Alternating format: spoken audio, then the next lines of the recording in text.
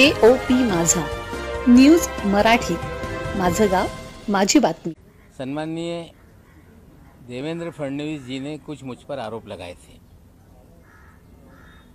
और उसका कल ही मैंने खुलासा किया, लेकिन कुछ अधिक जानकारी मैं देना चाहता हूं। जो देवेंद्र जी ने कहा कि आपके मंत्री रहते हुए सलीम पटेल के बारे में आपको जानकारी थी कि नहीं। 2005 में मैं मंत्री पद पे नहीं था। एक RR पाटिल जी के साथ उनकी वीडियो वायरल हुई थी, ये सवाल आपने खड़ा किया। हमने मुनीरा से संपत्ति लेने के बाद सलीम पटेल की वो वीडियो वायरल हुई थी और सलीम पटेल ने उन सारे अखबार और चैनलों पे जिन लोगों ने दाऊद से उसका कनेक्शन बताया था उन पे डिफेमेशन सूट फाइल किया था। और 5 महीने पहले मैंने जानकारी ली सलीम पटेल का देहांत हो गया और सलीम पटेल ये मुनीरा का पावर ऑफ अटॉर्नी था।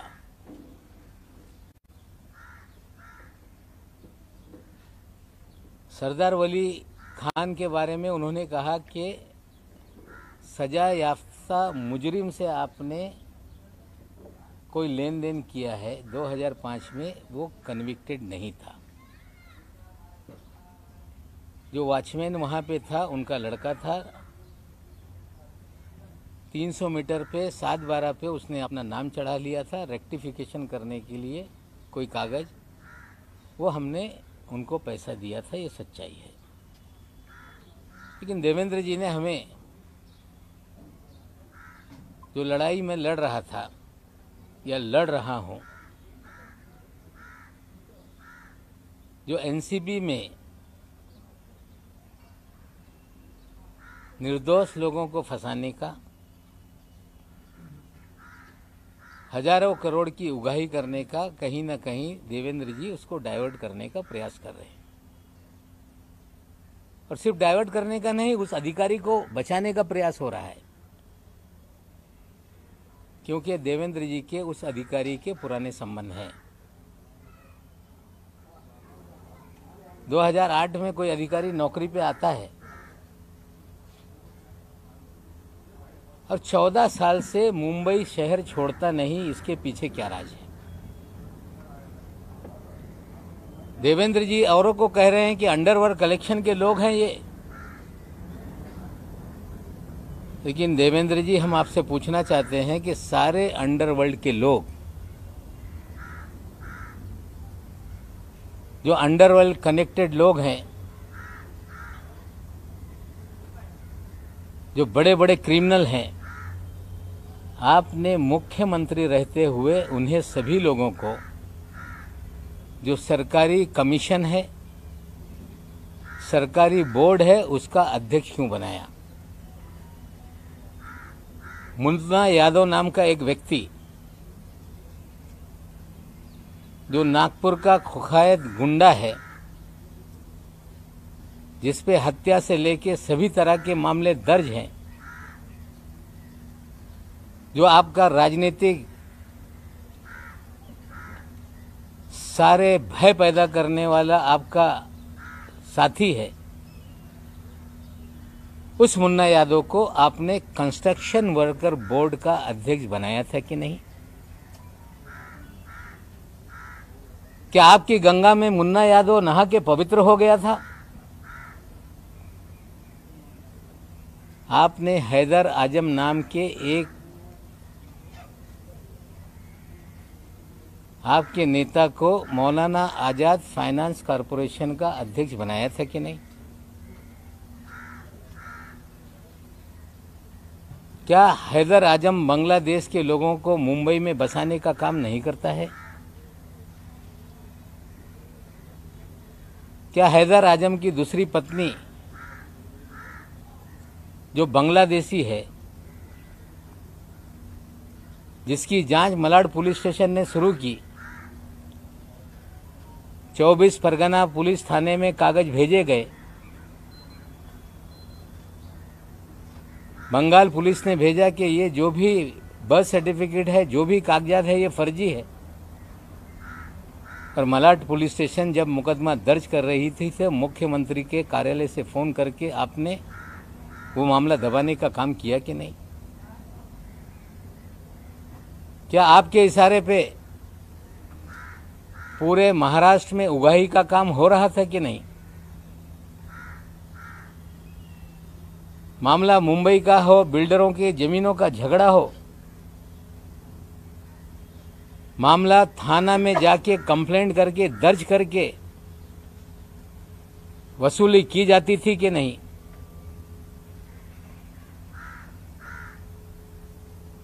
जमीन मालिकों को पकड़ के लाते थे और सारी जमीनें अपने नाम पे लिखा ली जाती थी, ये सच है कि नहीं? क्या आपके कार्यकाल में विदेश से लोगों को फोन आते थे, कुख्यात गुंडे फोन करते थे और पुलिस वाले मामला सेटल कर देते थे कि नहीं? लेकिन सबसे गंभीर आरोप मैं लगा रहा हूं देवेंद्र जी आप पे कि जब 8 नवंबर 2016 को नोटबंदी हुई, मोदी जी ने कहा कि नोटबंदी इसलिए किया जा रहा है, आतंकवाद खत्म होगा, काला धन खत्म होगा। और एक बात मोदी जी ने कही थी कि बड़े पैमाने पे जाली नोट है, उसे खत्म करने के लिए हम नोटबंदी का काम कर रहे हैं। जब नोटबंदी हो गई पूरे देश में जाली नोट, चाहे पंजाब हो, 2000 के 500 के जाली नोट पकड़े जाने लगे, मध्य प्रदेश में जाली नोट पकड़े जाने लगे, तमिलनाडु में जाली नोट पकड़े जाने लगे। लेकिन छापेमारी की जिसमें 14 करोड़ 56 लाख रुपए के जाली नोट पकड़े गए।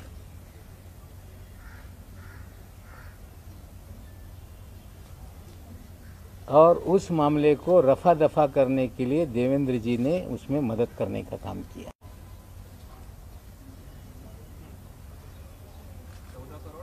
56 लाख रुपए डीकेसी में 8 अक्टूबर 2017।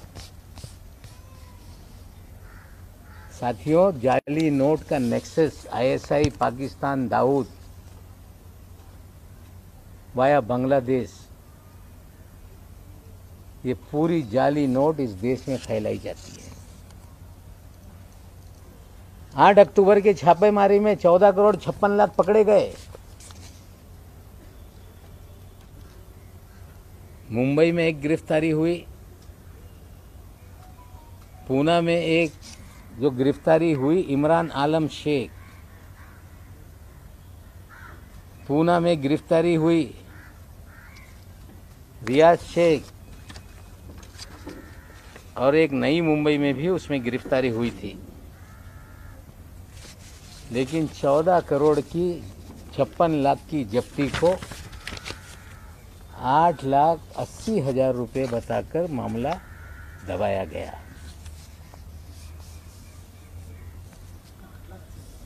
$8,80,000 बताकर मामला दबाया गया। पाकिस्तान की जाली नोट भारत में चले,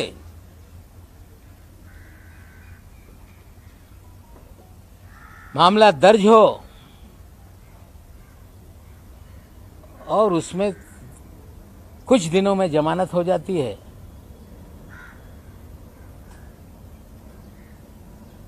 मामला एनआईए को नहीं दिया जाता। नोट कहां से आ रही थी उसके अंतिम जांच कभी आगे नहीं बढ़ती, क्योंकि जो लोग ये सब जाली नोट का रैकेट चला रहे थे उन्हें कहीं ना कहीं तत्कालीन सरकार का संरक्षण था। कहानी बनाई गई कि वो तो कांग्रेस का नेता है, इस शहर में कभी भी वो कांग्रेस का नेता नहीं रहा। खेल था कि पकड़ा जाए तो कांग्रेस पे बिल फाड़ दो।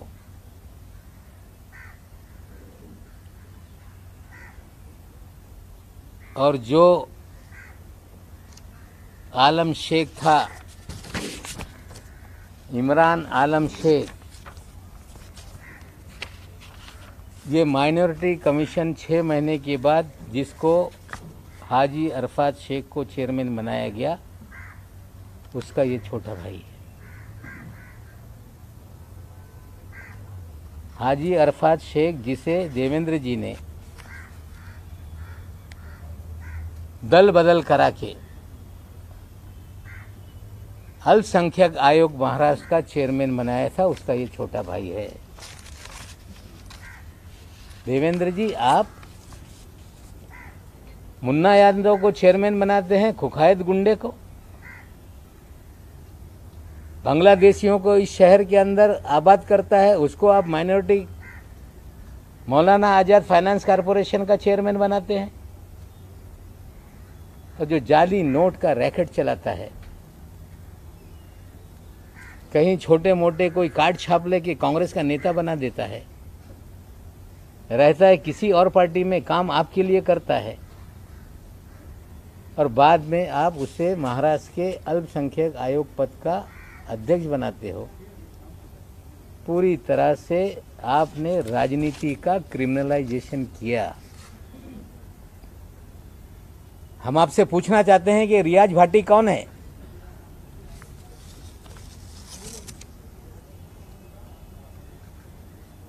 उनतीस अक्टूबर को सहार एयरपोर्ट पे जाली पासपोर्ट के साथ पकड़ा गया, जिसके ऊपर दाऊद इब्राहिम सारे गैंग के लोगों के साथ संबंध की सारी खबरें अखबारों में थी। पूरा शहर जानता था कि रियाज भाटी कौन है। डबल पासपोर्ट के साथ कोई व्यक्ति पकड़ लिया जाए और 2 दिन में छूट जाता है, इसके पीछे क्या खेल था? रियाज भाटी लगातार आपके साथ सभी कार्यक्रमों में क्यों नजर आता था? रियाज भाटी भारतीय जनता पार्टी के कार्यक्रमों में क्यों नजर आता था? आपके डिनर टेबल पे क्यों नजर आता था?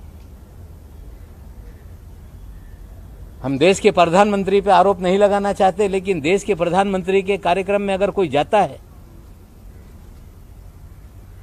तो उसके लिए पूरी तरह से स्कैनिंग किए बिना किसी भी व्यक्ति को पास नहीं इशू होता। प्रधानमंत्री शहर में आए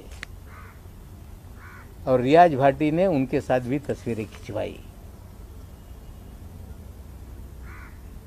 क्या ऐसा कारण था बिना स्कूटनी के रियाज भाटी प्रधानमंत्री तक पहुंच गया? देवेंद्र जी, आप मुख्यमंत्री रहते हुए इस महाराष्ट्र में आपने सारे क्रिमिनल लोगों को सरकारी पदों पर बिठाया, जाली नोट का नेक्सस आपने चलवाया, आपने रियाज भाटी के जरिए पूरी उगाही का काम किया, आपने थाना में कमिश्नर बैठा के कंप्लेंट पूरे महाराष्ट्र की करा के उगाही का धंधा करवाया, और विदेश से कुख्यात गुंडे फोन करके सेटलमेंट पुलिस वाले करते थे। और ये सारा खेल आपके आशीर्वाद से महाराष्ट्र में चल रहा था। आज तो इतना बता रहा हूं, आगे और बहुत सारी काली करतूतें देवेंद्र जी के हैं, मैं लोगों के सामने रखूंगा।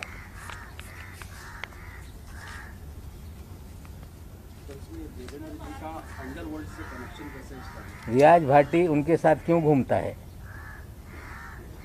2 पासपोर्ट के साथ अगर कोई अंडरवर्ल्ड का आरोपी एयरपोर्ट पे डिटेन हो जाए तो 2 दिन में कैसे छूट जाता है? प्रधानमंत्री के कार्यक्रम में वीआईपी के पास कैसे बन जाते हैं? जाली नोट का नेक्सस चलता है, जमानत हो जाती है, पैसे कहां से आए, कहां से, उसका क्यों नहीं इन्वेस्टिगेशन किया जाता? क्या हैदर आजम की बीवी का बांग्लादेश का मामला पुलिस स्टेशन में दर्ज है कि नहीं? क्या मुन्ना यादव ये कुख्यात गुंडा है कि नहीं? हम तो सवाल देवेंद्र जी से पूछना चाहते हैं, इसका जवाब आप दें। अगर ये झूठ है तो बताएं कि नवाब मलिक मुन्ना यादव के बारे में झूठ बोल रहा है। सवाल तो आप पूछ रहे हैं, लेकिन महाराष्ट्र में फिलहाल आप ही की अलायंस वाली सरकार है, होम मिनिस्ट्री एनसीपी के पास में है, तो आप रियाज भाटी फरार है, मुन्ना यादव पे मुकदमे हैं, जाली नोट का मामला डीआरआई का है। जो एजेंसियां केंद्र की काम करती है उनसे हम सवाल खड़ा कर रहे हैं कि इसको फिर से देखो, ये जाली नोट का नेक्सस पाकिस्तान से कैसे लिंक है ये भी देखना पड़ेगा। पार्टी का केस अंडरवर्ल्ड से संबंध है, में पाकिस्तान का कोई लिंक एस्टैब्लिश हुआ था जिसका आप आरोप लगा रहे हैं, और कौन से बेसिस पे आरोप लगा रहे हैं कि मामला रफा दफा किया गया? जब 14 करोड़ 56 लाख पकड़े गए, जाली नोट का मामला था, तो क्या ऐसा हो गया कि जमानत हो गई तुरंत? क्या ऐसा था कि जांच आगे नहीं बढ़ी? और जिसको पकड़ा था उसके भाई को आपने अल्पसंख्यक आयोग का अध्यक्ष क्यों बनाया? और ये योगायोग है कि उस समय भी उस केस का जो इंचार्ज था वो भी समीर दाऊद वानखेड़े ही था। जी, ते डीआरआई मध्ये ही केस झाली होती। ये मामला डीआरआई में हुआ था। और मैं आपको बता दूं कि जो 14 साल से वानखेड़े साहब जो मुंबई में लगातार पोस्टिंग रहे, उनकी posting joint commissioner intelligence revenue की 1 जुलाई 17 को हुई, और उस समय उनके ही पास ये डिपार्टमेंट था। ये छापेमारी या जो भी कार्रवाई हुई थी डीआरआई ने की थी, और केस को हल्का करने के लिए यही अधिकारी के जरिए देवेंद्र जी ने सारी मदद की थी। हाजी अरफात के भाई का मामला रफा दफा करवाया था। ये कोइंसिडेंस हो सकता है, लेकिन एक ही अधिकारी जिसके ऊपर गंभीर मामले चल रहे हैं, 2-2 एसआईटी जांच कर रही है, विजिलेंस की जांच हो रही है, और उससे ध्यान भटकाने का खेल कहीं तो नहीं, ये भी सवाल खड़े होते हैं। ये मैं पूछना चाहता हूं कि किसी भी प्रधानमंत्री के कार्यक्रम में पहुंचने के लिए पूरी तरह से स्टेट की इंटेलिजेंस एजेंसियां, केंद्र की इंटेलिजेंस एजेंसियां उस व्यक्ति का पूरा स्क्रूटनी करती हैं। अगर जिसके ऊपर लगातार दाऊद इब्राहिम के संपर्क के मामले रहे हों और वो सीधे प्रधानमंत्री तक पहुंच जाए, तो कहीं ना कहीं उसे किसी न किसी का आशीर्वाद था, जिसके कारण उस कार्यक्रम के भीतर तक वो गया। दाऊद इब्राहिम का आदमी रियाज भाटी है, आज फरार है। थाना में जितनी उगाही हो रही थी उसका भी वो कहीं ना कहीं एक उगाही के कार्यक्रम का हिस्सा था। बहुत सारे मुकदमे खुले हैं जिसमें रियाज भाटी आज फरार है। हमारे साथ कोई फोटो नहीं, भारतीय जनता पार्टी के नेताओं के साथ फोटो हैं।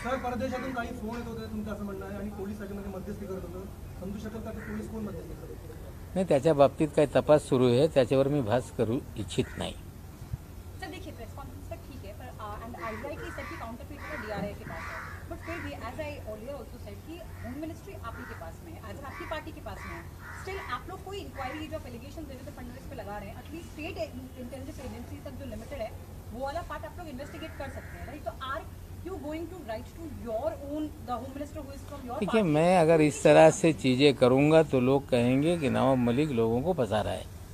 सर प्रेस कॉन्फ्रेंस में हम बता रहे हैं, देखते हैं कितनी ईमानदारी से चीजें फिर शुरू होती है। रियाज भाटी को लेके देखते हैं क्या सफाई आती है। सर, रियाज भाटी को पॉलिटिकल लॉबीज बताया जा रहा है और लगभग सारी पार्टियों के नेताओं के साथ उसकी फोटोज लाइव सारे ग्रुप्स में शेयर की जा रही है, आपकी किसी के पैरेलल। तो नहीं, देखिए ऐसा है, रियाज भाटी किसके साथ तस्वीर उतार रहा है ये सवाल नहीं है। सवाल ये है कि 2 पासपोर्ट के साथ अगर कोई एयरपोर्ट पे क्रिमिनल पकड़ लिया जाए तो 2 दिन में कैसे छूट जाता है। सर, लेकिन आप लोगों का सवाल ये है कि प्रधानमंत्री के कार्यक्रम में कैसे एक्सेस मिल जाती है। तस्वीरें किसी की शादी में किसने उतार ली, मैं ये नहीं कहना चाहता। किसी नेता के साथ उसकी तस्वीरें, ये आरोप मेरा नहीं।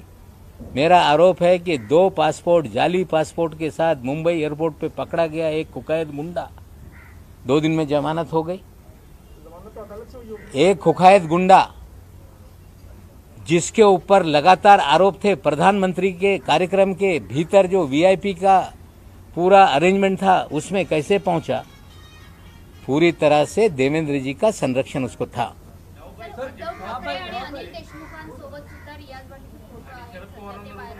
मी फोटोच्या बाबतीत आरोप लावत नाही। बोगस पासपोर्टच्या जो केस आहे 2 दिवसात कसं त्याला सोडण्यात आला। पंतप्रधान यांच्यासोबत स्कूटनी केल्याशिवाय कुणाला जाण्याची परवानगी नसते। हे त्यांना ॲक्सेस देण्यामागे कोण होतं, हे माझे प्रश्न आहे। सर, जो क्रूज ड्रग्स मामला हुआ है, सर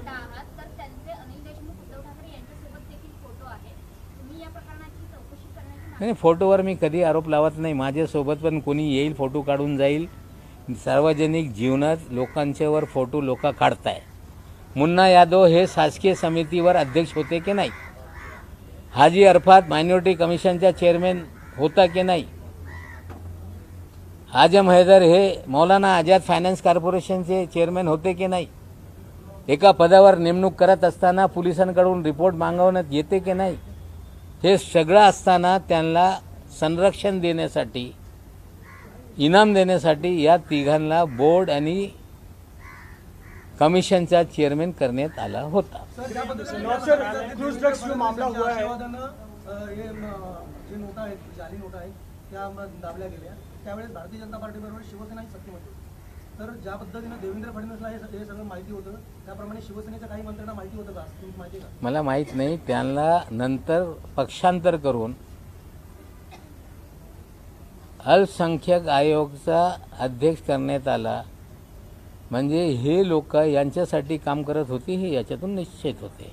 नवाब सर, जिस प्रकार से क्रूज ड्रग्स मामला हुआ है, क्या ये प्रतीत होता है कि ये वसूली ड्रग्स मामला था, क्योंकि इसमें बहुत सारे व्हाट्सएप चैट जो सामने आए और लोगों के केपी गोस्वामी और प्रभाकर सैल के, इसमें चैट में स्पष्ट नजर आ रहा है कि पहले से टारगेट दिए गए थे, कुछ चेहरे पहले से दिए गए थे और उनको पहले से निशाना साधना था। तो क्या ये वसूली ड्रग रेड इसे कहेंगे, क्या कहेंगे इस मामले में?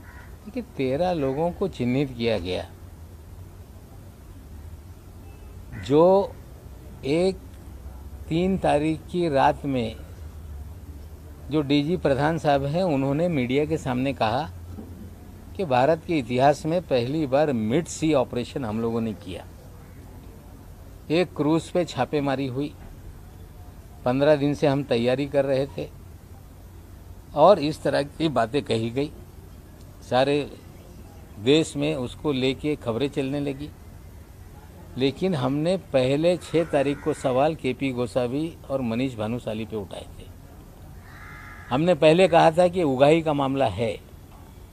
व्हाट्सएप चैट के जरिए जो प्रभाकर कह रहा है कि कुछ लोगों के प्री डिसाइडेड फोटो बांटे गए थे, उन्हीं को पकड़ना था, ये सारा उनके कन्वर्जेशन में है। अगर रेड शिप पे डाली गई तो क्रूज को बिना परमिशन सेल करने की परमिशन क्यों दी गई? उस क्रूज में पूरी तरह से तलाशी क्यों नहीं ली गई? क्यों टर्मिनस से ही लोगों को डिटेन कर लिया गया? क्यों आर्यन खान को किसके कहने पे वहां तक लाया गया? आर्यन खान के घर वालों से 25 करोड़ की मांग क्यों की गई? डिस्काउंटेड रेट 18 करोड़ में डील क्यों हुई? 50 लाख रुपए उठाए क्यों गए? ये सारे सवाल हैं। दोनों एसआईटी के सामने सारे बयान हैं, सीसीटीवी फुटेज है, कॉल सीडीआर होगा, इलेक्ट्रॉनिक एविडेंस भी उसमें है। लेकिन कहीं ना कहीं लोगों को डराया जा रहा है कि आपने पैसा दिया, आप भी मुकदमेबाजी में फंस जाओगे। मैं आज फिर कहता हूँ कि रैंसम मांगने वाला गुनहगार होता है। अपने बच्चों को बचाने के लिए फिरौती देने वाला कभी भी गुनहगार नहीं। मैं उनको फिर कहता हूँ कि डरो मत, आप विक्टिम हैं, आप गुनहगार नहीं। डराने से आप डरेंगे तो इस शहर में इसी तरह का उगाही का काम चलते रहेगा। समीर वानखेड़े के अगेंस्ट जो एलिगेशंस हैं वो एनसीबी की विजिलेंस टीम इन्वेस्टिगेट कर रही है। Usually people go for a central agency which is मतलब जो कि मेन एजेंसी का पार्ट नहीं, ये आदमी एनसीबी का ही ऑफिसर है और एनसीबी ही इनके खिलाफ इंक्वायरी कर रही है। Do you have any plans of asking for another agency probing this? क्योंकि मुंबई मैं फिर बोल रहा हूँ कि 26 मामलों को हमने पत्र लिखा है कि ये जाली मामले हैं। एनसीबी एक ऑर्गेनाइजेशन है, उनके भीतर भी जांच करने का उनका अधिकार है, काम है। लेकिन अगर इस शहर में किडनैप करके उगाही का काम चल रहा हो, लगातार मुंबई पुलिस को कंप्लेंट मिल रही है, तो पैरेलली 4 अधिकारियों की कमेटी उसकी जांच कर रही है और निश्चित रूप से जो सच्चाई होगी वही लॉजिकल एंड तक जाएगा। पिछले सरकार में आपने कहा हुआ है कि ये बाहर से फोन आता था। इसने कल जब आरोप किया, ये जो मामला है इसको इनकम टैक्स कर सकती है और चूंकि इसमें अंडरवर्ल्ड है इसलिए एनआईए भी इसको कर सकती है और मैं पवार साहब की बात करूँ। आज जो आपने आरोप लगाए आपको क्या लगता है कि जो आपने गंभीर आरोप लगाए इसकी जांच महाराष्ट्र सरकार की आपने आज जो आरोप लगाए हैं? देखिए, ऐसा जो मैंने कहा है वो सारी चीज़ों को निश्चित रूप से जब मैं कुछ कहता हूं तो मेरी भी जिम्मेदारी बनती है कि मैं गृह विभाग को इसकी जानकारी दूं। निश्चित रूप से मैं गृह विभाग को जानकारी दूंगा। देवेंद्र जी ये बोल रहे हैं कि आपको सीबीआई पीछे लगेगी, कुछ ट्विटर में लिख रहे हैं कि नवाब मलिक आपका जेल इंतजार कर रहा है। अगर गुनाह किया होगा तो हम जेल जाएंगे, लेकिन पाउडर के पैसे से अगर एल्बम बनता है तो इसकी भी जांच होनी चाहिए। सर, ज्या पद्धतीने तुम्ही आता पावडरचे पैसे अल्बम म्हटलंय मला देवेंद्र फडणवीस यांच्या पत्नी अमृता फडणवीस यांनी आपल्यावर टीका केली आणि असं म्हटलंय ट्विटरमध्ये की नवाब मलिक फक्त पत्रकार परिषद घेत आहे आणि विषय डायव्हर्ट करताय। नवाब मलिक यांना त्यांच्या जावयाला आणि काळ्या संपत्तीला वाचवण्यात येतं। चोर मचाए शोर यांच्या काळ्या संपत्ती काढायची जर वेळ आली तर ते पण आज नाही उद्या काढू। वर्लीमध्ये 200-200 कोटी रुपयाचे फ्लॅट कोणाच्या नावानी आहे, हे सगळं जे बेनामी संपत्ती हा विषय नहीं, नंतर काढू। नहीं, देखिए ऐसा है, मैं महिलाओं के बारे में कुछ बोलना नहीं चाहता। महिलाएं अपना काम करती हैं, मुझ पे कितनी भी उंगली उठाए मैं किसी महिला को जवाब देना नहीं चाहता। मेरे दामाद का क्या मामला है, एनडीपीएस के स्पेशल कोर्ट ने बेल ऑर्डर में स्पष्ट रूप से लिखा है। काला पैसे का मुझ पे आरोप लगा रही है। काला पैसे का बेनामी संपत्ति की ही बात है तो किस लोग आदमी के नाम पे 200 करोड़ का फ्लैट है? बीकेसी में कौन फ्लैट लेकर किसके नाम पे रह रहा है? काला धन बेनामी संपत्ति का ही अगर शौक है, ठीक है, शुरू करिए। हम तो पूरी तरह से तैयार हैं कि आपका ईडी, सीबीआई, एनआईए जो भी मेरी जांच करानी कराइए, लेकिन जो कागज मैं दूंगा उसकी भी जांच होगी, ये भी मुझे वो आश्वासन दें।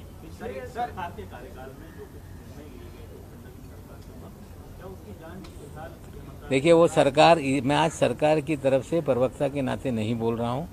मेरी लड़ाई नाइंसाफ़ी, लोगों को, बेगुनाहों को जेल में डालना, उगाही का मामला, इसको लेके सरकारी बात आगे करेंगे। धन्यवाद। सर, या चित्रपटाचा तुम्ही हिरो आहात कारण तुम्ही एकटेच लढत आहात असं सुद्धा बोललं जात आहे, पण विलन नेमके किती आहेत? विलन तर आता चंडाल चौकडी आहे, ते चंडाल चौकडीच्या विरोधात मी लढतोय।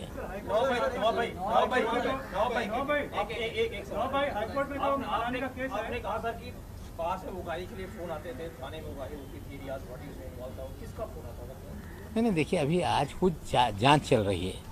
अगर सारी चीज़ें मैं कहूँगा तो ये इस्टेब्लिश करने की कोशिश करेंगे कि मंत्री बोल रहा था और ये प्रेजुडिस होकर हम लोगों को फंसाया जा रहा है। तो कुछ चीज़ें अगर पुलिस विभाग में जांच के दायरे में है तो मुझे लगता है उस पर ज़्यादा बोलना ठीक नहीं।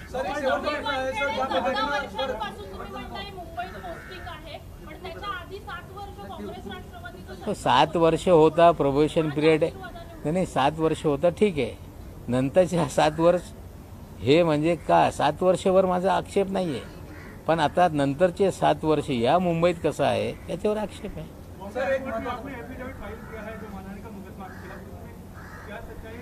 देखिए, मेरे खिलाफ मुकदमों की बाढ़ आ गई है। अलग अलग फोरम पे जाके मेरे खिलाफ कोई शिकायत कर रहे हैं। ठीक है, हर व्यक्ति को इस देश में शिकायत करने का अधिकार है। कोई कहता है कि नवाब मलिक पे एट्रोसिटी लगा दो। मैंने कोई ऐसे बात आपत्तिजनक नहीं की कि किसी की जाति को लेके आपत्तिजनक मैंने बात की हो। फर्जी सर्टिफिकेट, फर्जीवाड़े का सवाल हमने उठाया।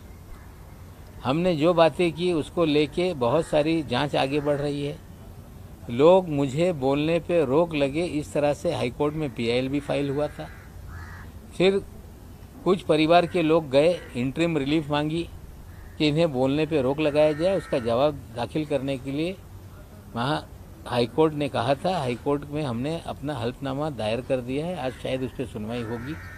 कोई क्रिमिनल प्रोसिजर चला रहा है तो ये न्यायालयीन लढाई है, निश्चित रूप से हम लढेंगे। सर, ज्या पद्धतीनं हे आता आरोप प्रत्यारोप सुरू आहेत, केस एका साईडला आहे ड्रग्ज प्रकरणाची आणि त्याची चौकशी एजन्सीज करत आहेत, आता हे वैयक्तिक पातळीवर उतरलं असं तुम्हाला मी अजिबात वैयक्तिक पातळीवर जात नाही।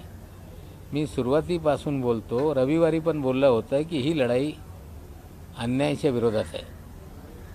मी या अन्यायाच्या विरोधात लढत असताना जे लोक निष्पाप लोकांना गुंतवताय, जी लोक खंडणी वसूल करताय, त्यांच्या पाठराखण करू नये।